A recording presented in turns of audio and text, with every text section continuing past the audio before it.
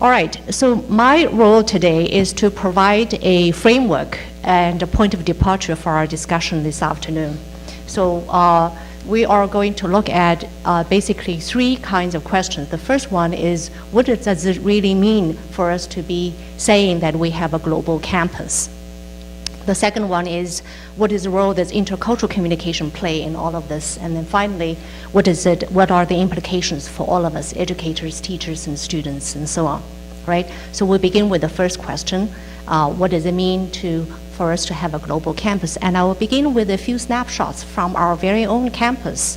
Now, if you look at this photo, this on the left is our student Ashley. Her family come from Jamaica, and she had an undergraduate degree in China studies, and she has developed fluent Chinese, and right now working on master's degree in teaching English as a second language, and planning to pursue her doctoral degree in the Chinese language in China. How about that?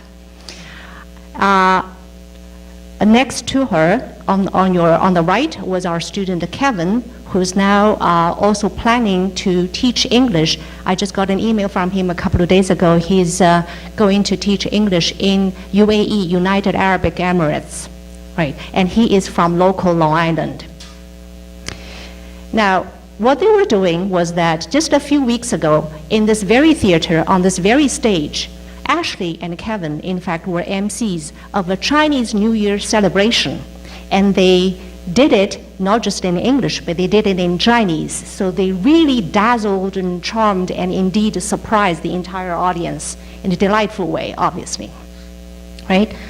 Okay, the second snapshot is really, this is a photo of our research group. This is June just mentioned the MIC, our research center. So one of the projects that we're doing is the project that's funded by National Science Foundation, where we look at communication between international graduate students and undergraduate students in STEM classes. So we want to look at what kinds of changes that take place longitudinally over time. So by the end of the first year, we in fact interviewed one of our research participants, and we asked her, she's an international student from China, and we asked her, do you feel that your English has improved in the last year that you've been at Stony Brook? And her reply was, she said, yes, definitely, but not in the way I anticipated. She said, when I first came, it was certainly not easy to understand native-speaking professors and students, but it was even harder to understand my teammates in the research group who come from Turkey, France, Germany, Singapore, Korea, you name it. So it's very difficult. And then she says, by the end of the first year, by the end of this year, now not only I can understand them perfectly, I've even picked up some of their accents. So this is what happens when you have a lot of people coming together, doing work together. The ways in which you speak and even the ways in which you behave would change and shift. So as one of my colleagues in the field really says, that in the context of globalization, shift happens. Also in our research center, you're going to find this painting. And in this painting, you're going to find Arabic letters and African tribal signs, as well as animal footprint on Long Island, right? So standing next to the artwork is the artist herself. Her name is Soraya. She was born to parents who are from West Africa. She grew up in the Middle East and was educated in Europe, married a European, now living on Long Island. And this is how she describes herself. I'm United Nations all by myself. Indeed so. This is our third year chemistry or organic chemistry lab. You have an international student who's a TA and working with undergraduate students from all over the world. This is Karen was gonna like this. This is our Eureka Undergraduate Research Forum, where we have students literally from every corner of the world talking about things of common concern, identities and language and communication. Right? So this is the reality. This is what our campus looks like. I mean, can we imagine any day you can walk through, all of us, can you imagine any day you walk through the day without meeting someone, doing work with someone from somewhere else? It is very hard to say no, right? So this is the reality. We are inevitably and really connected through globalization and of course also through technological advancement. And we are globally constituted. If you look at our student body, our faculty, our staff, we're globally constituted, and we're also globally oriented. So we may be located in a little place called Long Island, but our mission and our reach actually really go far beyond. Did I say that? Far beyond. We really go far beyond, and that's literally true. Yeah. I'm surprised I actually said it. See, language shift happens. Yeah. And together come with it, we also have strengths, and not only strengths, but also stresses as well. And this is something that we're going to explore for the rest of the day today. So what are some of the benefits having living in a global campus like this? Well, first of all, it enables us to develop this kind of cross-cultural awareness and global civics. What is global civics? It is that the kind of responsibility that we have towards one another, and we are at the same time both local, discrete, and also global. We have a responsibility as human beings, as earthly beings, right? And secondly, it sort of compels us to develop this ability to manage conflicts. And every time any two persons get together, we're going to have conflicts, let alone persons from very divergent backgrounds. We will also need to be able to negotiate in a variety of contexts in ways that are not that we're not either encapsulated by any given culture or are alienated from that culture. So this is kind of a fairly postmodern kind of precarious balance that we have to keep. And then the neat thing about all of this is that then we're able to think of culture as not something that is static, but also as something that is dynamic, that is evolving and shifting, and that is something that we can use as a resource, as a set of tools. So we can strategize. We have greater identity options, community options, right? So we can pick and choose and our resources and strategies depending on who we are talking with, what kind of setting that is, what's the purpose of our communication, and so forth. And finally, we will be able to develop abilities to explore problems that used to be confined to a particular generation or particular geographical region. Now we can go beyond those demarcation lines, right? But as they say, there's never free lunch, so it comes with problems as well. What happens to our identities, and what about our cultural cohesiveness?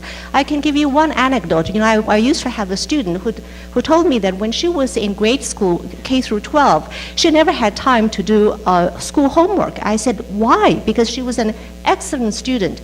She said, well, she has an Asian mother and American father. The Asian mother would ask her to do enrichment classes after school ends. And after that, the American father would say, no, kids have to play at least 1 hour a day. So after enrichment class, she would play, and then it's time to go to bed already. So she was always punished at school for not doing homework. Stuff like that can also happen, right? So as faculty then, as researchers, faculties, we sort of like, if you look at our students in our classrooms, they are very different these days from even, I would say, even 10, 20 years ago, right? They are very different. So who they are, what they really need, how do they learn, these are new questions that we all need to address.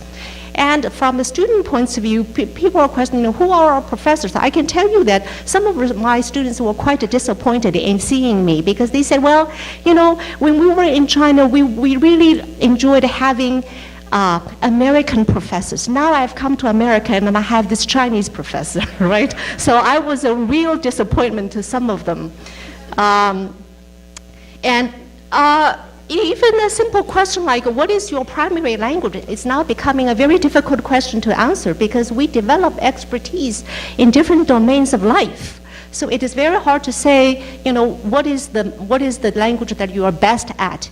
We used to think of mother tongues as our native language, but these days the problem is that our mothers don't stay put at one place. They travel, they move, they change jobs, they move from one geographical space to another. And as they do so, the tricky thing is that they lose languages, they pick up new languages, they pick up accents. So our mother tongue is no longer a monolithic, a sort of entity anymore. It's something that's becoming very complex. So there will be disorientation, disappointment, sometimes confusion, and even alienation within the same sort of community. And this is exactly where intercultural communication comes in, right? So for the connection between intercultural communication and global campus is that you have to see it as a symbiotic existence, right? If you look at the picture, some of you see a young lady, some of you see an old lady, but you cannot see one without the presence of the other. This is a very well-known piece of artwork, right? So I hope you can walk away with this image in mind. They have to be together. Now, but before we talk about intercultural communication, what is culture? For the students in the audience, what professors do really enjoy doing a lot is that we like to provide answers to questions that nobody asks, right? So this is one of those questions. I mean, everybody thinks this, well, I know what culture is, but what it is really a very slippery concept. We can think of it as, this is one answer, please don't take it as the answer, right? You can think of it as a symbolic system. You can think of it as an adaptive system that regulates human behavior to ecology, and that ecology also includes human ecology, and that human ecology in today's world evolves and changes all the time.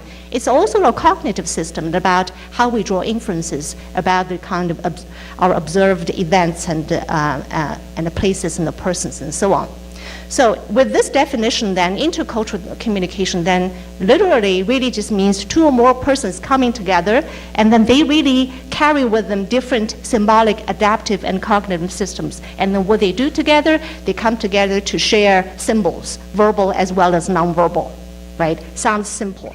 But it occurs in a very complex kind of a system. That system, in fact, it embodies the cultural, the situational, the perceptual, as well as the relational contexts, right? I'll have time to elaborate if there's interest during discussion session. So if you look at intercultural communication as a practice, we're really talking about a set of skills. I'm not going to read the slide. You can read it on your own. But this kind of set of skills is going to enable us to become multicultural. Now, multiculturalism has become a buzzword, but exactly what it is something that enables us to appreciate and respect and to tolerate differences. Really, this is, to put in simple terms.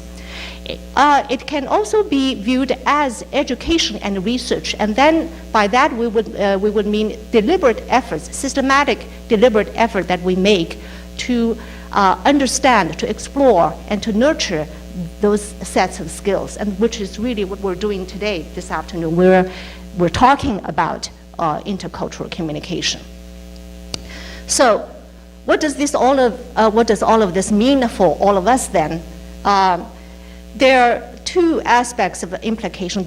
Broadly speaking, the implication, I would suggest that we would need a comprehensive approach to education that systematically, purposefully encourages everybody on campus to be active and engaged participants in a world that is increasingly interconnected, right? And this is really not just about students, it's about everybody who participates in all realms of campus life.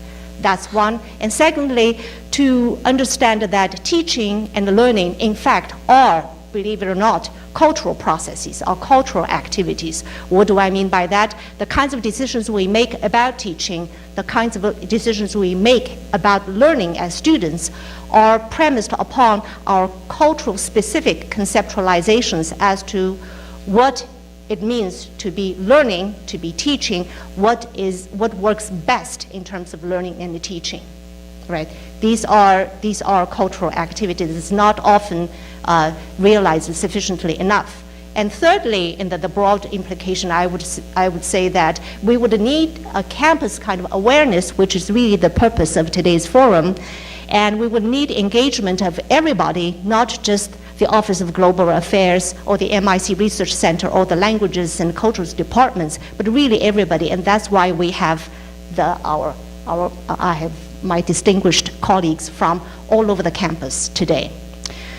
Specifically, my background is really discourse studies, discourse and communication studies. So at a specific level, we need to look at communications that are missed or miscommunication. I mean, these are two different kinds of things. So there is really a difference. It could be a great difference between one person's projection versus the other person's perception. So there will be gaps in how we work those things out. And secondly, very important, we need to always keep in mind that communication is a two-way traffic. Every time we are frustrated, we find there are difficulties. That problem, that frustration belongs to all parties involved, and it's not any one party's fault. We are all in this together. We are all in this together. And to know that if in the case of if we have frustrations, and then that is just a phase. As if we stick to it, we will develop. This is our, I think the medical scientists and the chemists and the other colleagues will tell us this is a human nature. We adapt to one another. We will grow. We will evolve together, and in the end, we're all going to grow.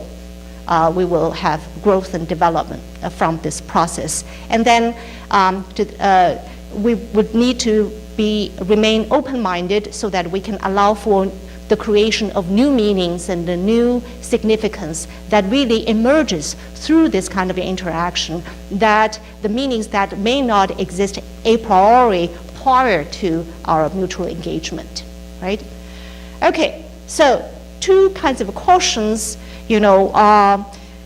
Xenophobic ideology obviously undercuts global education and intercultural communication. That's quite obvious. But the other thing is a little subtler, and that is a nationalistic ideology, which uses intercultural communication and globalization not as a tool to arrive at the kind of mutual respect and understanding on the equal level, on the equal basis, but rather to achieve international supremacy. That's another kind of danger that I would like to warn us against. Okay, so I think I've used probably more than 10 minutes that has been allocated to me. Now I'm going to give the floor to my colleagues to talk about the real stuff from the various disciplines and departments. So thank you very much.